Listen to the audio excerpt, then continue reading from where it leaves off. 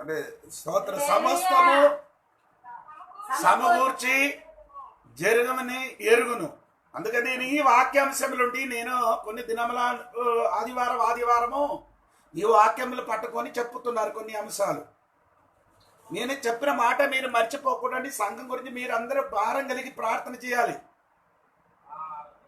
ఎందుకంటే సంఘములకి ఏదో ఎవరికి దేవుని బిడ్డలకి ఏదో పాస్ తిప్పుతున్నాం. దాన్ని బట్టి మీరందరూ గట్టిగా ప్రార్థన చేయండి, మర్చిపోకూడదండి. స్తోత్రం.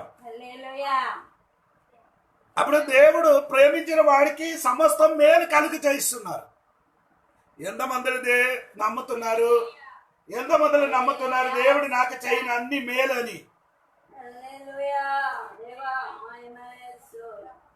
అందరూ అలాగే నమ్ముతున్నారా లేదా?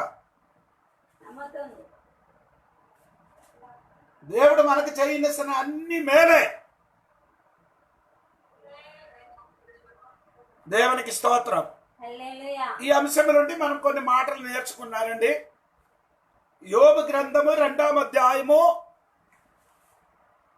42వ అధ్యాయం. యోబు గ్రంథము 42వ అధ్యాయము 10వ వచనం.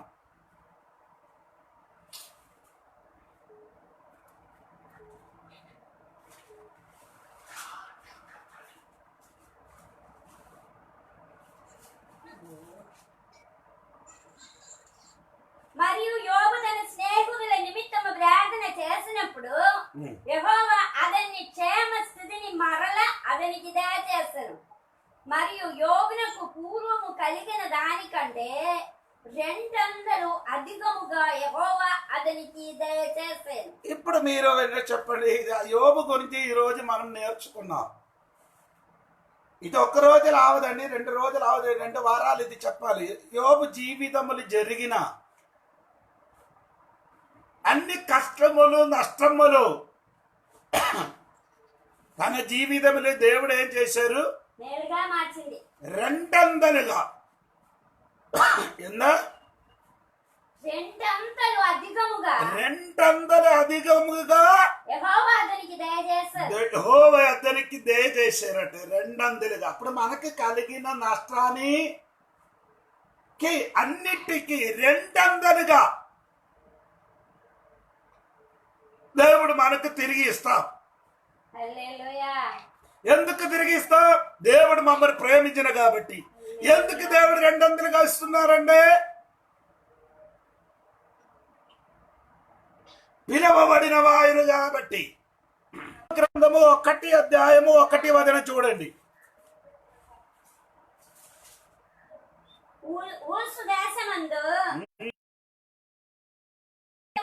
భయభక్తులు కలిగి చెడుదనము విసర్జించిన వాడు.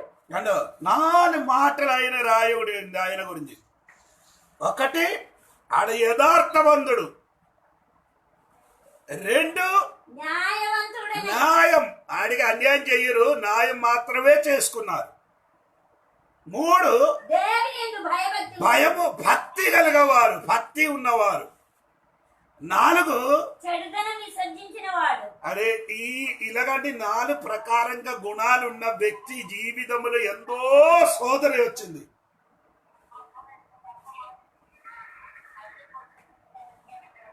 అంటే 1 ఇతని జీవితంలో ఉన్నది ఏమంటో తెలుసా మీకు? యథార్థపరుడు.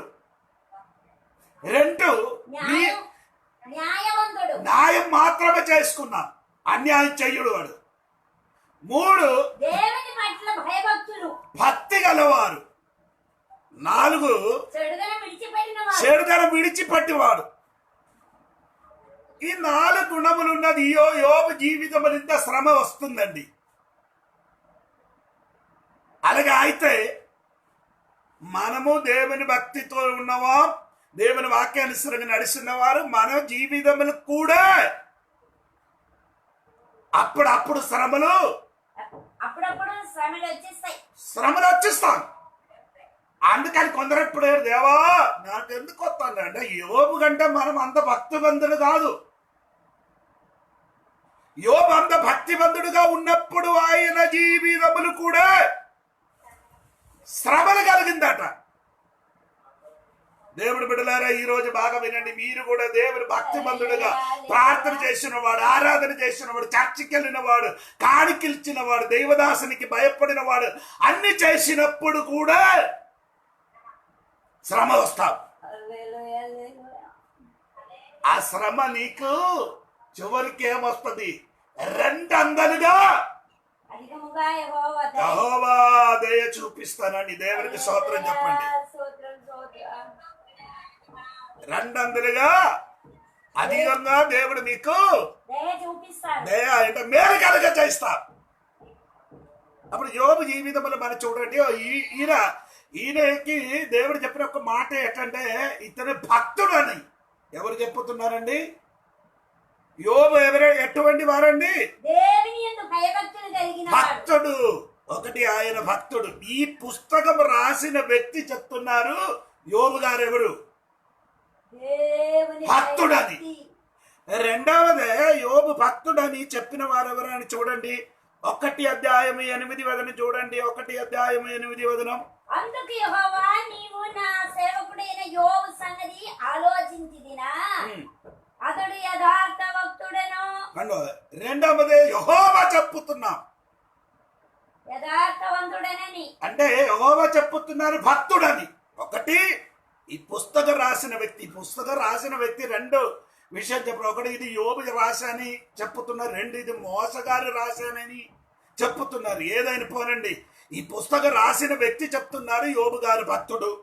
రెండు యెహోవా చెప్పుతున్నారు యోబు గారు భయభక్తులు కలిగి భక్తుడని. మూడవదే 9 వచనం చూడండి. 9 వచనం.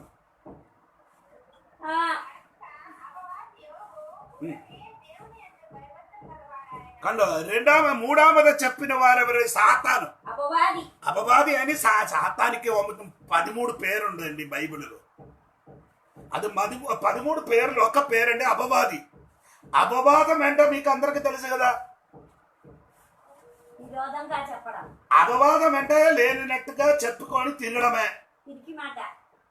అపవాదం చెప్పి తిరగడం. ఈ ఇంటికి చెప్పి ఆ ఇంటికి చెప్పి అక్కడ ఎక్కి ఇప్పుడు ఇక్కడ చెప్పి తిరగడం. అపవాది ఎవరు? సాతాను. అపవాదం చెప్పుకొని తిరిగిన వాడు సాతాను. అనగా చెప్పిన వాడే అటువంటి వాడు. సాతాను కంపెనీలు పని చేస్తున్నారు. సాతాను కంపెనీలు ఏం చేస్తున్నారండి? ఇప్పుడు మన సాయిబాబు ఉంది కదా, శంకర్రావు, ఆయన కంపెనీలు ఉద్యోగం చేసుకున్నారు. అలాగంటే కొందరు మన విశ్వాసులు కూడా అలాగా తయారవుతున్నారు. సాతాను కంపెనీలు పని చేస్తున్నారు.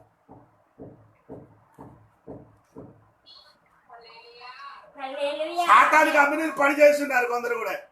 హలో, ఈ అపవాదం చెప్పిన వాడు ఎవరి కంపెనీలు పని చేస్తున్నారు?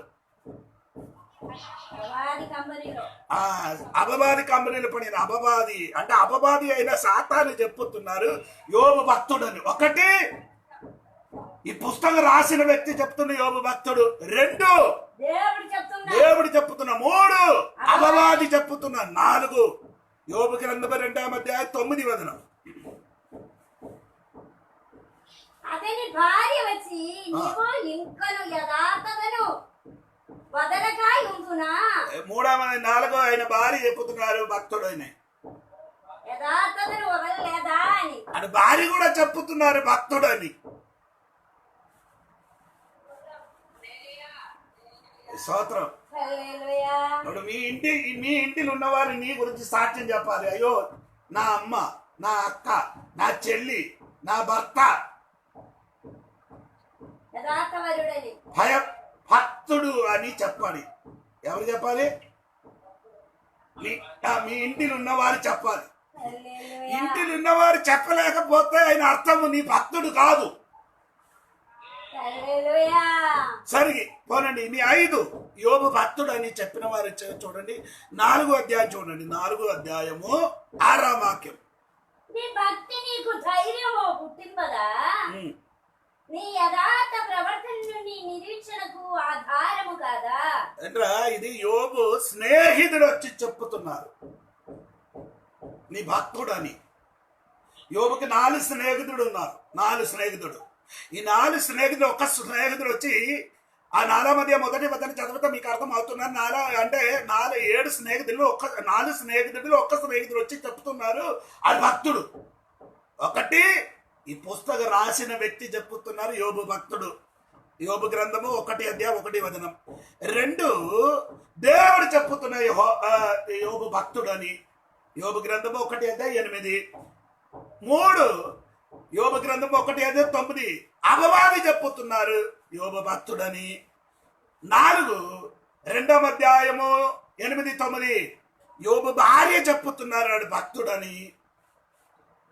5 ఆడు స్నేహితుడు వచ్చి చెప్పుతున్నారు యోబు భక్తుడని. స్తోత్రం చెప్పండి గట్టిగా. హల్లెలూయా. మన గురించి అందరూ ఇలాగా చెప్పాలి. స్తోత్రం. ఇప్పుడు ఈనాడు భక్తి ఏంటి? ఈ 2 తిమోథెయుసు పుస్తకం 2వ అధ్యాయం 5వ వాక్యం చూడండి.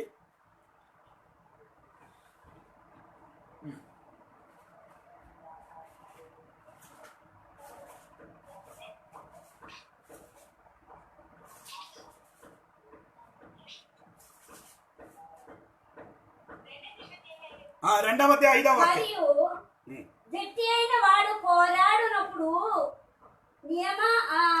మూడవ అధ్యాయం 5వ వాక్యం. క్షమించండి.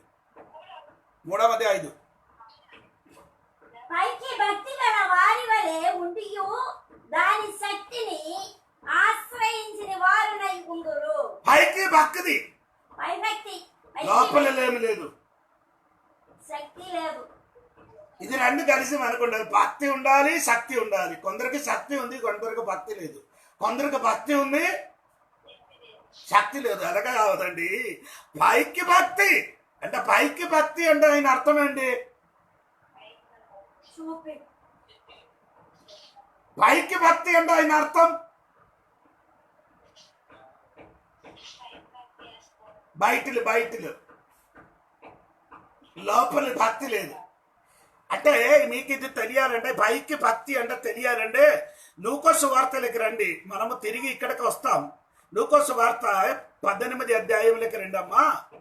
9 వచనము నుండి కిందకి మెల్లగా చదవాలి. అప్పుడు నేను చెప్పిన మాట మీకు అర్థం అవుతుంది. లూకా సువార్త 18 అధ్యాయము.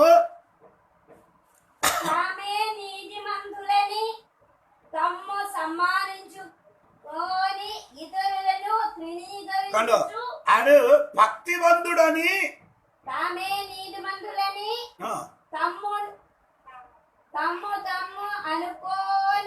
అంటే తానే నీతివంతుడు అంటే ఆయన అర్థమంటే భక్తుడని తానే నమ్ముకున్నారు. తానే అనుకున్నారు. నేను నీతివంతుడని ఆడ ఏం చేస్తున్నారండి అనుకున్నారు.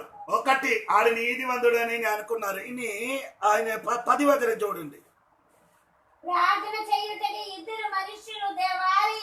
అంటే ఈ మనుషుడు నీతివంతుడు అని అనుసుకొని ఆడ ఎక్కడికి వెళ్తున్నారు? దేవాలయంకి వెళ్తున్నారు. 2వ విషయం. 3 ఆడు ప్రార్థన చేసుకున్నారు. 3 ఏం చేసుకున్నారండి? ప్రార్థన. 4 ఆయన చెప్పిన మాట 11వ వాక్యం చూడండి.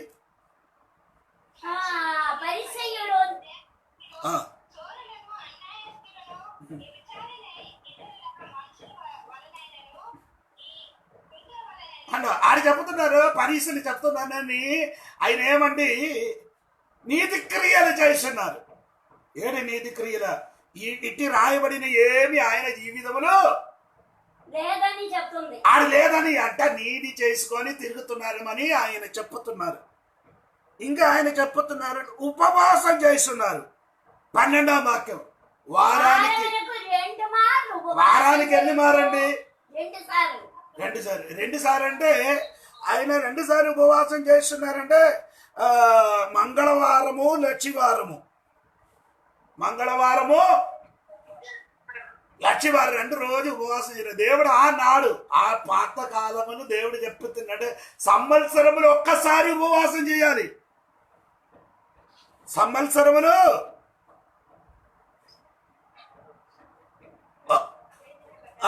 సంవత్సరములు ఒక్కసారి ఉపవాసం చెయ్యాలని లేవియాకాండం 23వ అధ్యాయం 27 నుండి 32 వరకు చదవద్దండి, నేను చెప్పుకొని వెళ్ళిపోతున్నారు. ఆయన ఉపవాసం చేస్తున్నారండి వారానికి 2 రోజు. ఇంకేం చేస్తున్నారండి అమ్మా? చదవండి కిందకి. వారానికి 2 మార్లు ఉపవాసం చేయుచు నా సంపాదన అంతటిలో 10వ వంతు చెల్లించుచున్నానని. కాணிకలు కూడా ఇస్తానండి, దశమ భాగం కూడా ఇస్తున్నారు. హలో, 10వ భాగం చెల్లిస్తున్నారు. అది 10వ భాగం దేవుడికి చెల్లిస్తున్నారట మాట. ఇన్ని నేను చెప్పిన క్రమంగా ఒక చూడండి. ఈ మనుషుడు భక్తుడని అనుకున్నారు, అంటే నీతివంతుడు. 2 ఆడు ప్రార్థన చేస్తున్నారు. 3 దేవాలయంకి వెళ్తున్నారు. 4 నీతి క్రియలు చేస్తున్నారు. 5 వారానికి 2 చుట్టూ ఉపవాసం చేస్తున్నారు. 6 అంటే ఇదన్నీ ఇస్తున్నారు. కానీ ఏం జరిగిందండి? ఆ శృంగరి ఏమైందండి?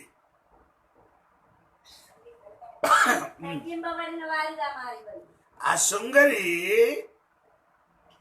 ప్రార్థన దేవుడు వినలేదు, ప్రార్థన దేవుడు అంగీకరించలేదు. ఎందుకంటే సరి అయిన భక్తి లోపల లేదు. పైకి ఏముంది? భయభక్తి చూపిస్తున్నారండి. చాలా మందిని భయభక్తి చూపిస్తున్నారు.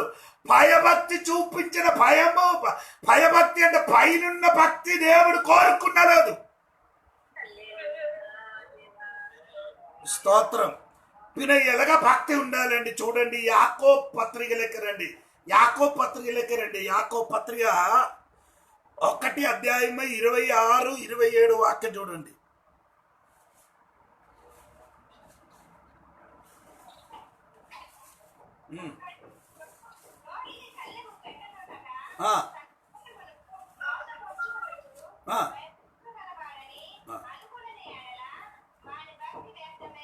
వారి భక్తి ఏమండి? ఎవరి గురించి చెప్తున్నామ్మా? ఒక్కసారి కూడా కాదు.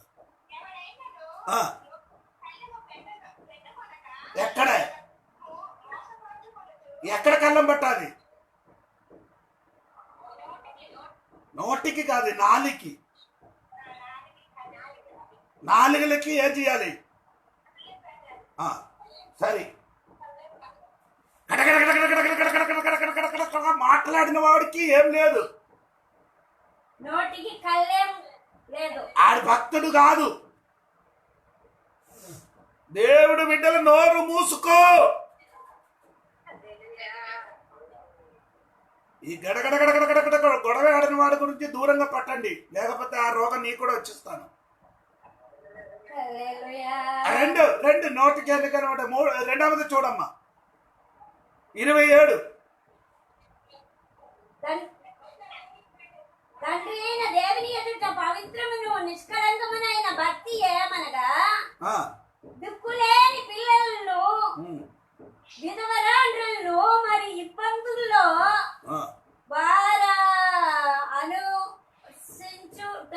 పరామర్శించుటయు ఇహలోక మాలిన్యము తనకంటకుండా తన్ను తాను కాపాడుకోవాలి.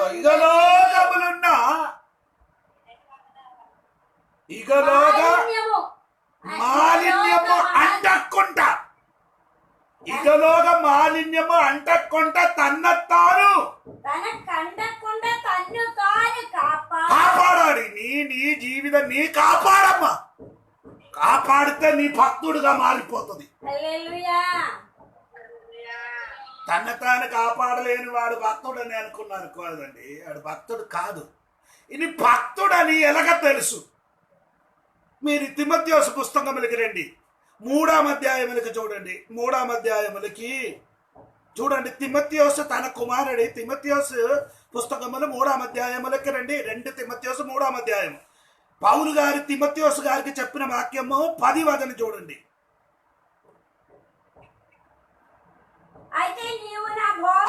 ఉండు అమ్మ నీ అంత స్పీడ్ నువ్వు నా బోధ అంటే ఒకటి ఎవరికి చెప్పుతున్నారంటే తిమోతియోసు గారికి చెప్పుతున్నారు పౌలు గారు. నువ్వు అంటే పౌలు జీవితముని చూపిస్తున్నారు. నువ్వు నన్ను చూడు. 11వ వాక్యం చూడండి. 11వ వాక్యం. అంతియోక్య ఇకోనియా లుస్త్ర అను పట్టణముల్లో నాకు కలిగినట్టి హింసలను ఉపద్రవములను తెలుసుకోనిన వాడై. అంటే భక్తుడని నీ తెలుసుకోవాలి. అది తెలుగులో చిన్న పదులు చూసుకొని తెలుసుకోవాలి. ఎలాగా తెలుసుకోవాలి?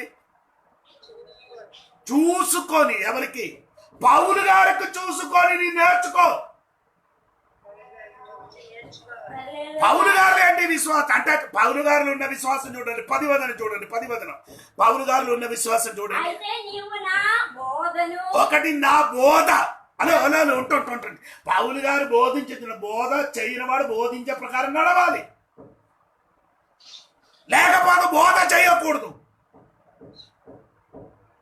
పౌలు గారు బోధ రెండు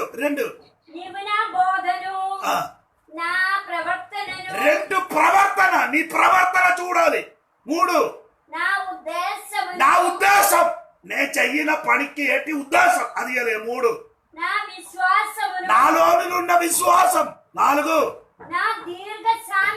అంటే నా దీర్ఘ. నిన్ను తిట్టినప్పుడు నీ తిరిగి తిట్టడం కాదు, దీర్ఘశాంతము. నా ప్రేమ ఇది తెలుసుకోవాలి.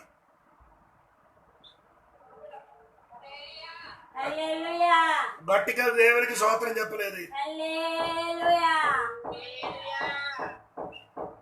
హలో, నన్ను కేసు పట్టి జైలు పంపించిన వారు ఉన్నారండి. కేసు పట్టించి ఎక్కడ పంపించారు? జైలు పంపించారు. అటువంటి వాడు ఇంటికి వెళ్ళి నీ ఏదైనా తింటావా? తినరు. నేనెళ్ళి తిన్నారండి.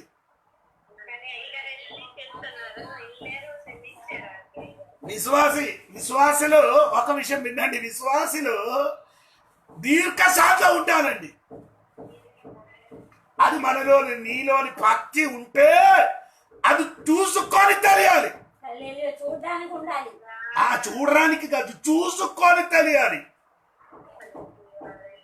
చూడరమొడగా చూసుకొని తెలుసుకో.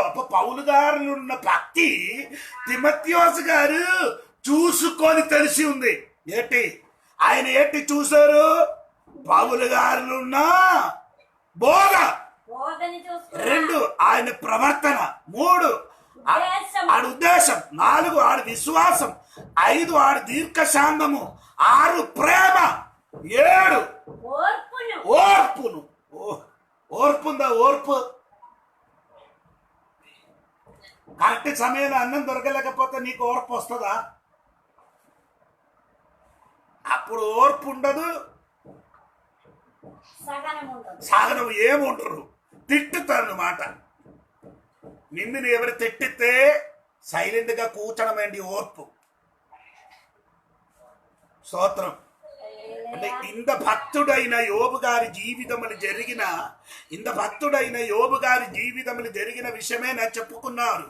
ఇంత భక్తుడు దేవుని కొరకు భక్తిగా నిలబడిన దేవుని బిడ్డల జీవితములు జరిగిన 5 విషయాలు నేను చెప్తున్నాను. తర్వాత వచ్చిన వారములు చెప్తున్నారు. 1 యోబు జీవితము జరిగిన ఆ భక్తుడుగా జీవించినప్పుడు ఆయనకి జీవితములు జరిగిన విషయం చూడండి. యోబు గ్రంథము 1 అధ్యాయం 4వ వాక్యం. యోబు గ్రంథము 1 అధ్యాయం 14, 15 వాక్యం.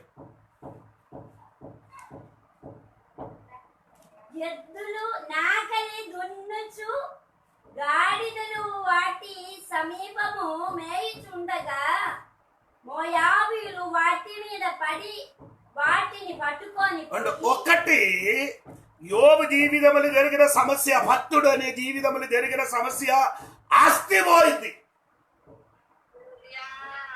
అంటే సాతాను ప్రవర్తన చేయనంటే నీ ఆస్తి మీద. ఆస్తి పట్టుకొని వెళ్ళిపోయి. ఆనాడు పొలము కాదు, పొలం ఆడుకున్నది. ఆడికేమంటే ఆనాడు ఉంటే మేకలుంది, మృగ సంపత్తులే. ఆనాడు మృగ సంపత్తులు ఎక్కువ ఉంటే ఆడు పెద్ద ధనవంతుడు.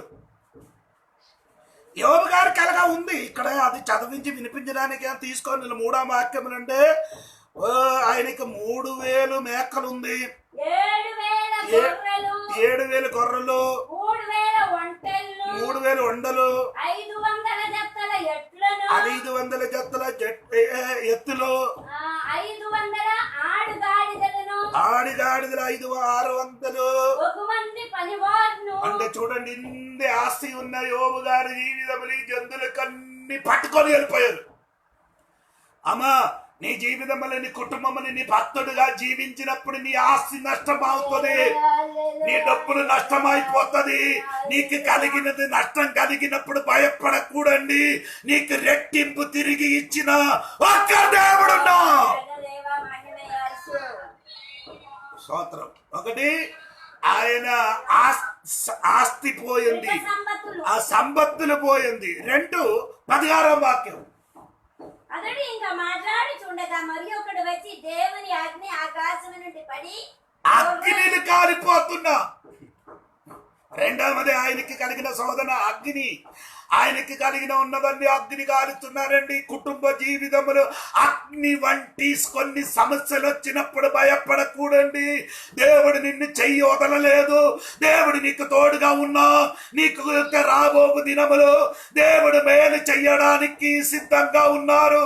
దాని ముందుకు నీ జీవితంలో అగ్ని వంటి శోధనలు వస్తాం.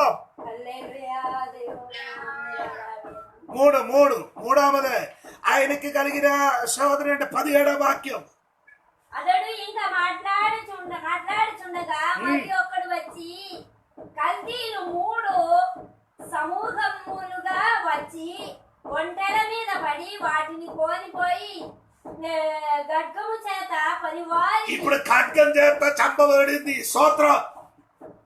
ఇంటిలో ఎన్ని ప్రార్థన చేసే ఖడ్గ వంటి శోధన, ఏదో కోసి వెళ్ళిపోతున్నా. నీ దేవుడికి ప్రార్థన, దేవా ఉపవాసం చేస్తున్నారు, ఆరాధన చేస్తున్నారు,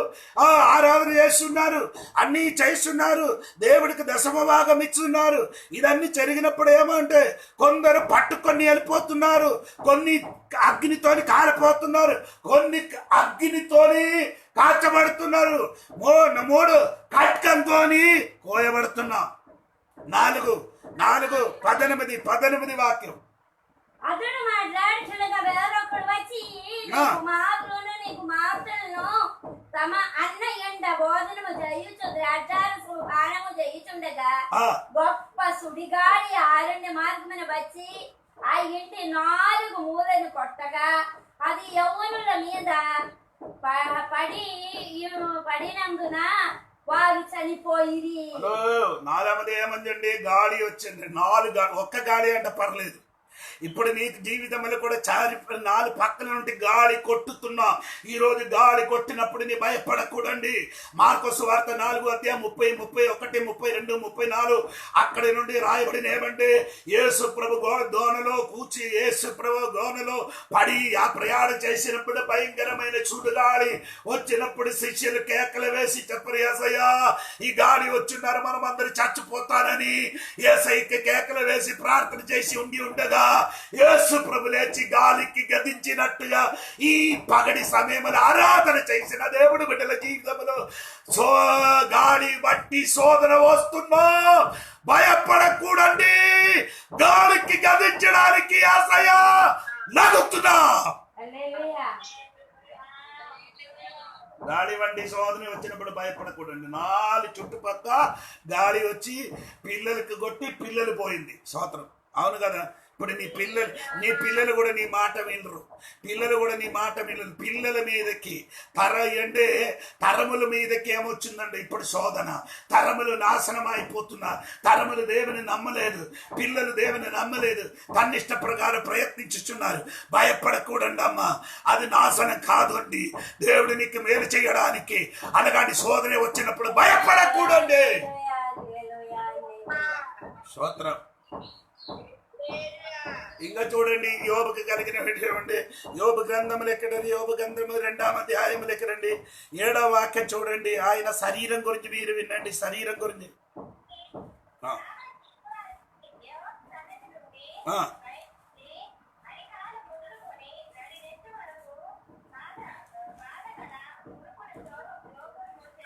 అంటే ఎక్కడ నుండి అమ్మా?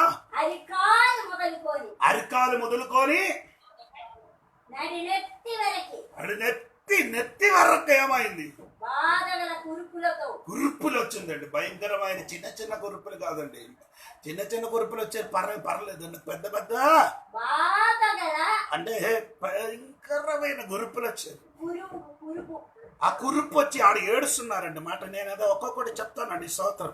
అప్పుడు యోబు చెప్తున్న మాట మీరు విన్నారు. 5వ అధ్యాయం చూడండి, 5వ అధ్యాయం చూడండి, 18 వాక్యం ఒకసారి చూడండి. 18 వాక్యం అంటే దేవుడు స్తోత్రం చెప్పండి, స్తోత్రం చెప్పండి. దేవుడు గాయపరిస్తే దేవుడు కట్టుతును. 2 ఆయన గాయం చేతులు ఆయన చేతులు స్వస్థపడుతుంది. ఇంకా 3 స్తోత్రం. ఇంకేంటి భయం? ఆయన గాయపరిస్తే ఆయన ఏం చేస్తుంది? స్వస్థపడుతుంది. ఆయన నేను గాయం చేసి ఆయన నేను కట్టుతున్నా. ఆయన నిన్ను విడుదలిస్తానండి. ఎందుకని భయపడండి. యోబు జీవితంలో శరీరం మొత్తం ఏమైంది? కురుపు వచ్చింది. ఇని కురుపు వచ్చి ఏం జరిగిందంటే మీరు 8 వాక్యం చూడండి. 8 వాక్యం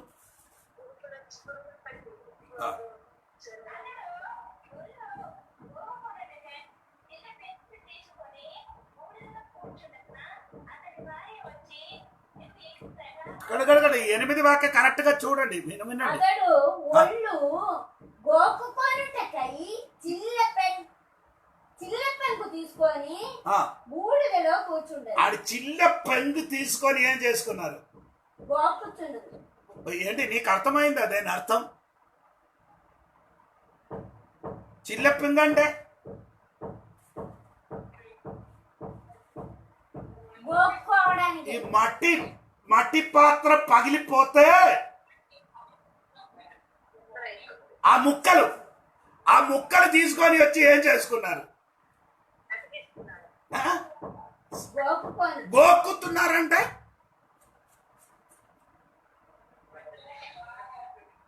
శరీరం మొత్తం దురదలు వచ్చినప్పుడు ఏం చేయాలి? గోకాలి. అదే గోకాలి అంటే ఈ మట్టి పాత్ర పగిలిపోయిన ముక్క తీసుకొని ఈ దురదలు వచ్చినప్పుడు ఆయన ఏం చేస్తున్నారు? గోకున్నారు. ఎక్కడ కూచి? ఎవరు అలా ఎవరు కూర్చున్నారు? అది యోబు అంటే మనుషులు ఎవరు? భక్తుడు, నీతిమంతుడు, యథార్థవంతుడు,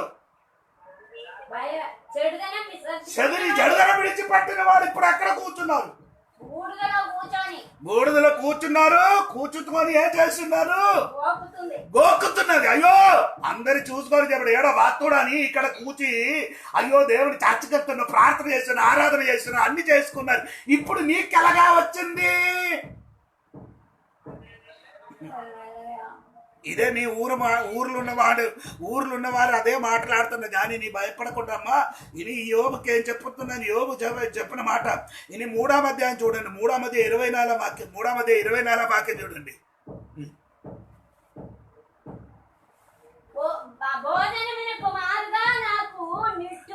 అంటే ఇప్పుడు ఆయనకి భోజనం తినడం ఆకలి లేదు.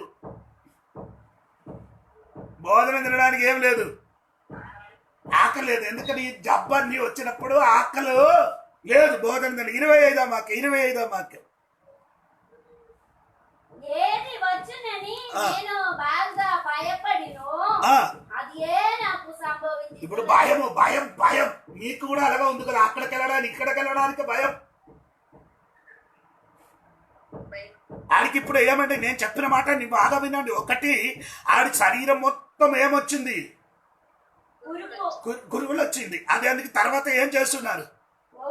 ఓకుతున్నది. 2 ఆడికి ఆకలి లేదు. 3 ఆడికి భయం పుట్టింది. 4 6వ అధ్యాయం 11వ వాక్యం.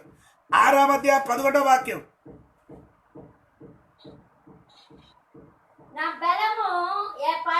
అంటే బలం లేదు. ఇప్పుడు బలం పోయింది.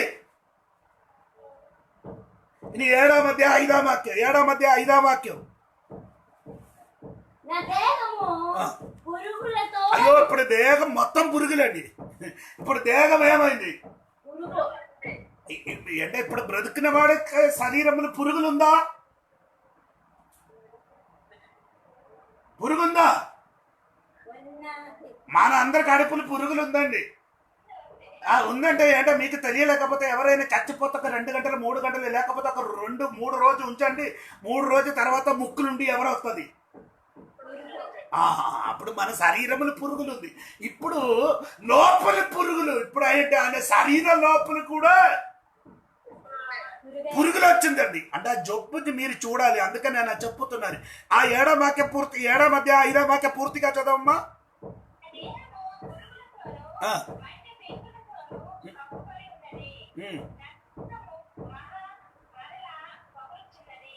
అదన్నీ ఇప్పుడు ఏమైంది? చర్మము మాని మరల పలుగు. అది అన్ని ఏమైంది ఇప్పుడు?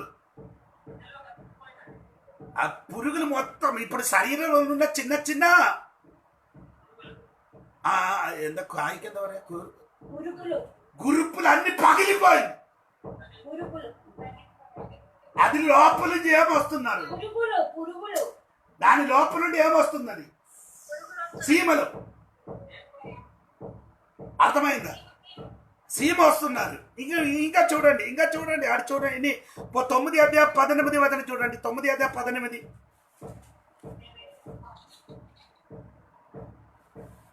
ఆయన నన్ను ఊపిరి తీయని అంటే ఇప్పుడు ఏంటి? ఆయాసం వచ్చింది. ఏమొచ్చిందండి? ఆయాసం వచ్చింది. ఇది 16వ అధ్యాయం 16వ వాక్యం చూడండి. 16వ అధ్యాయం 16వ వాక్యం.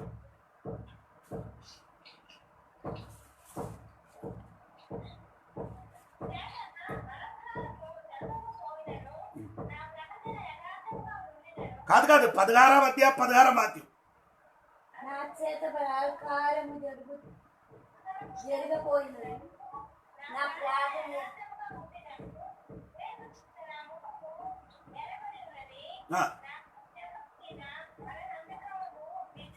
నా కన్నుకి ఇప్పుడు ఏమొస్తుంది? కనురెప్పల మీద మరణ అంధకారం. అవును కదా. తల తిరిగిన వాడికి ఇప్పుడు ఎలాగుంది? అంధకారం వచ్చిందండి. ఇంకా 30వ అధ్యాయము 17వ వాక్యం. 19వ అధ్యాయం 17వ వాక్యం. 19వ అధ్యాయం 17.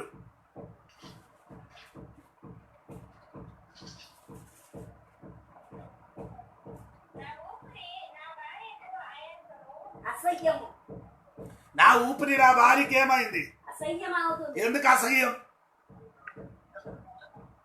ఈ శరీరం మొత్తం మన వాసన వస్తున్నారు. ఈ వాసన వినడానికి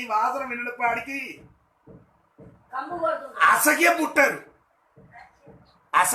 ఇన్ని 30వ అధ్యాయం 17వ వాక్యం చూడండి. 30వ అధ్యాయం 17వ వాక్యం. 30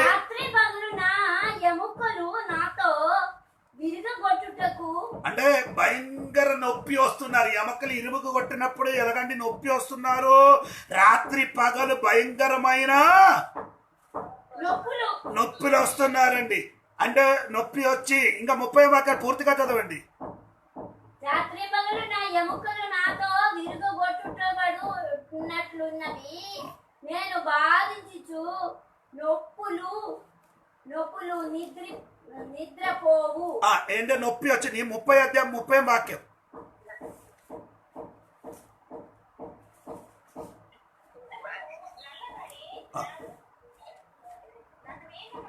ఆ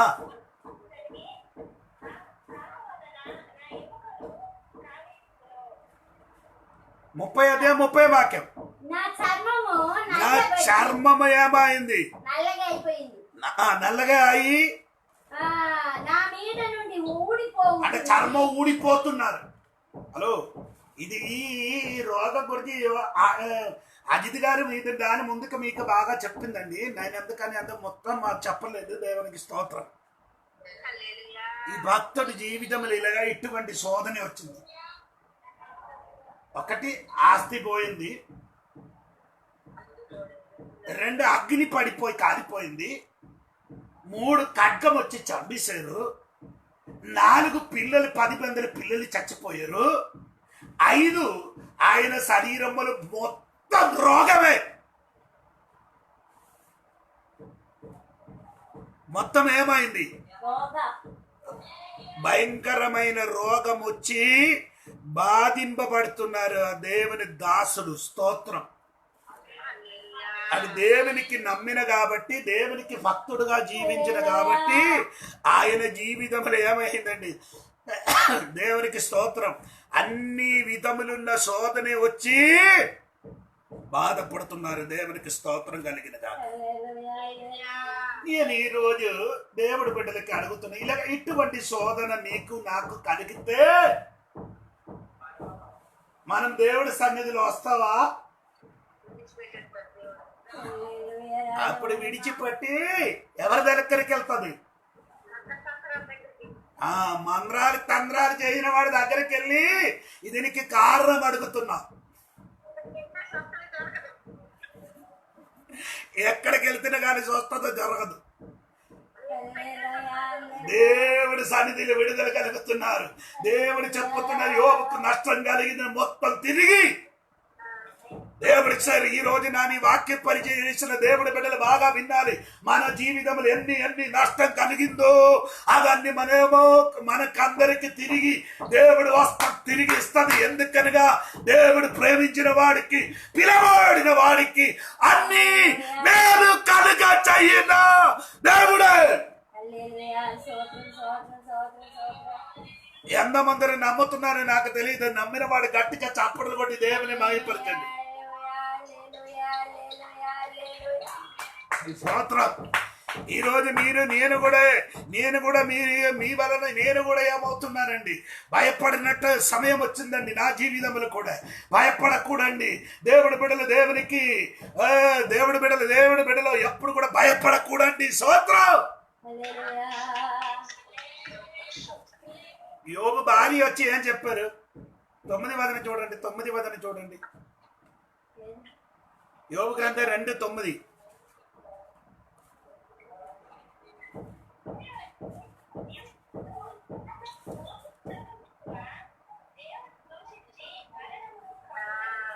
దేవునికి ఇప్పుడు ఏం చేయాలి? భార్య వచ్చి నీవు ఇతని యథార్థతను మొదలకై ఉండునా అదే దేవుని దూషించి మరణము కమ్ము. దూషించండి, విడిచిపెట్టు. దూషణ ఎలాగా?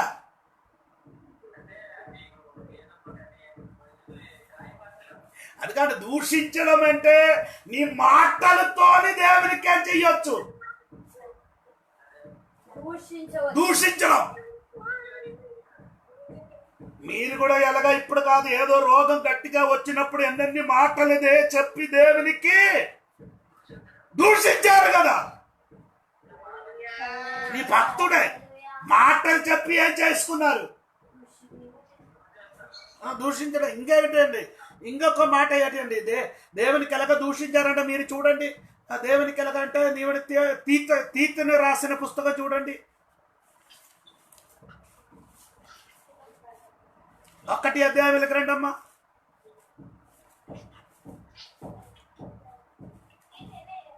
ఒకటే 16వ వచనం. దేవుని ఎరుగుదుమని వారు చెప్పుకొందురు గాని అసహ్యులను అవిధేయులు ప్రతి సత్కార్యము విషయము వృద్ధులనై ఉండి తమ క్రియల వలన ఆయనను ఎరుగ చుట్లున్నారు. ఆయన క్రియల వల్ల ఏం చేయొచ్చు? దూషించడం. ఒకటి మాటలతో ఏం చేయొచ్చు? దూషించడం. 3 క్రియలతోని దేవునికి దూషించడము అంటే అనగా చెప్పుతుంది. స్తోత్రం. ఇంకా కీర్తనలకు రండి. 106 కీర్తన.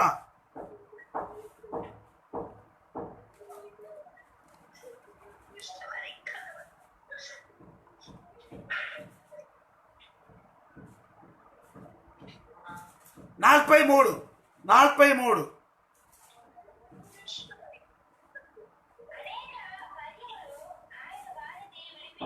ఆ,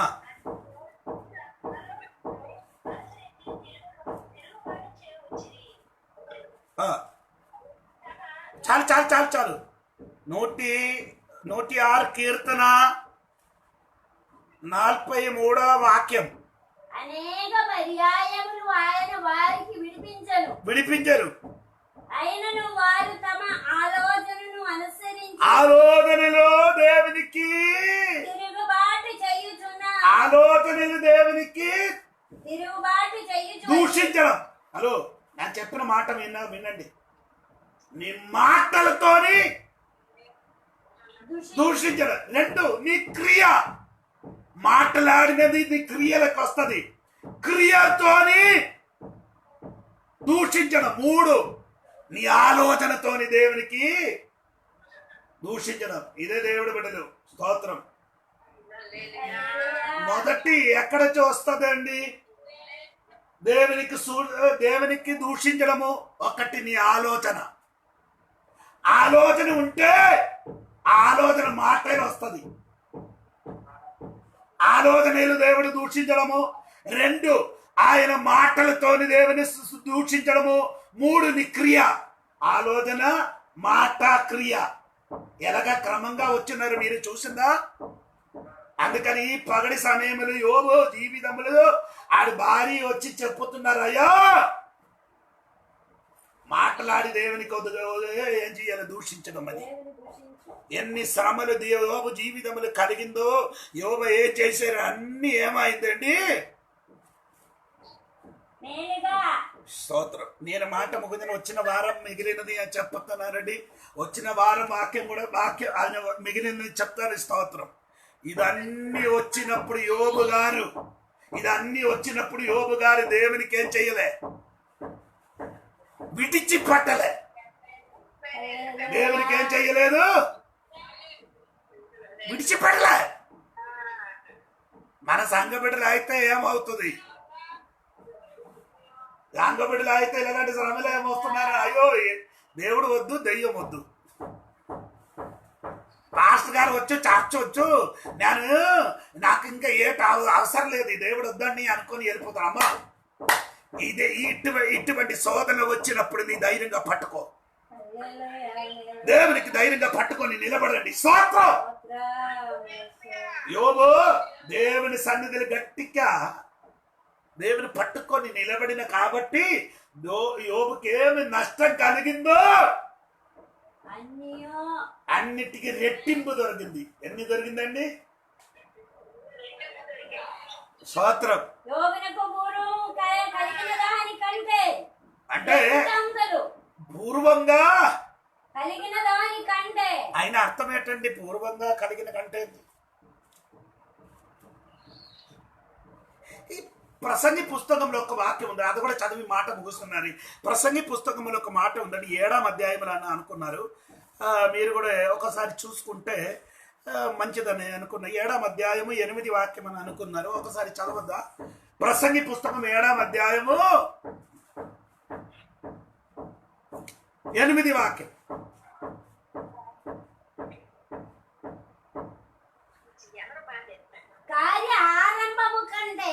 కార్యారంభము కంటే కార్యాంతము మేలు. హల్లెలూయా. కార్యారంభము కంటే కార్యాంతము మేలు. అప్పుడు యోబు గారి జీవిత ఆరంభాల కంటే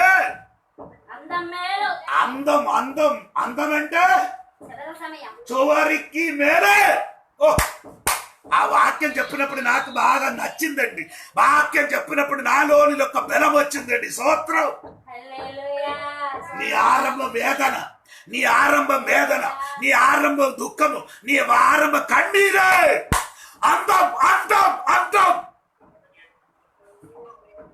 అందము సంతోషం, అందం ఆనందం, అందం మంచిదే. గట్టిగా స్తోత్రం చెప్పండి. అన్నం తినలేనట్టుగా స్తోత్రం చెప్పడం నాకు నచ్చలేదు. స్తోత్రం కలిగిన కాక. ఓ యేసు రక్తం జయమే. అందుకని ఈ రోజు దేవుడు బిడ్డలారా, నీ ఆరంభం ఇప్పుడు శ్రమ, నీ ఆరంభ కష్టము. ఇప్పుడు దేవుని నమ్మి కొన్ని 10 రోజులు సంవత్సరం అయింది, కష్టములుంది, కానీ అందం అందం అందం అందం అందం మాకు మేలు కలగబోతున్నారు. యోబు జీవితంలో ఆరంభం శ్రమ, కానీ అందం వచ్చినప్పుడు రెట్టింపు మేలు కలిగినట్టుగా దేవుడు చేశాడు. స్తోత్రం. అందుకని దేవుడు విడలాని నీ భయపడకండి. ఇప్పుడు నీ ఆరంభ శ్రమ, కన్నీరు, వేదన, గుండె నొప్పి, నడుము నొప్పి, షుగర్, ప్రెషర్, స్తోత్రం, తల తిరగడము, ఏటో రోగాలు పట్టుకున్నారు. నీ భయపడకండి. అందం ఏమవుతుంది? మేలు. అందం నేను అందం మేలు చేస్తున్నానంటే ఒక మాట కూడా చివరి అందం అంటే యేసయ్య రాకడ సమయం వచ్చినప్పుడు, అమ్మా నీ శరీరము కన్నీరున్న శరీరం అప్పుడు కన్నీరు ఉండదు, వేదన ఉన్న శరీరం అప్పుడు వేదన ఉండదు, రోగం ఉన్న శరీరం అప్పుడు వేదన ఉండదు.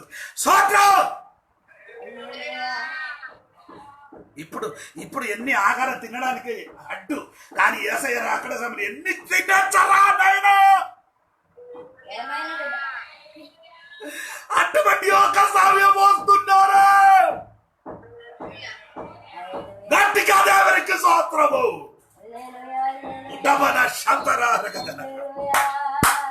అందుకని ఆరంభం ఏమంటే ఆరంభం కష్టమును. యోబు జీవితంలో ఆరంభంలో కష్టములు, అందము ఏమైందండి? మేలు కలిగింది. స్తోత్రం స్తోత్రం. అందం మేలు కట్టుకులకి దేవుడు అన్ని కార్యం చేశారు. అందుకని భయపడకుండాండి. నీ జీవితంలో ఇప్పుడు ఏదో శ్రమలు, కొన్ని శ్రమలు వచ్చి భయపడకుండాండి. యోగుకు కలిగినట్టుగా మనకు కలగలేదే.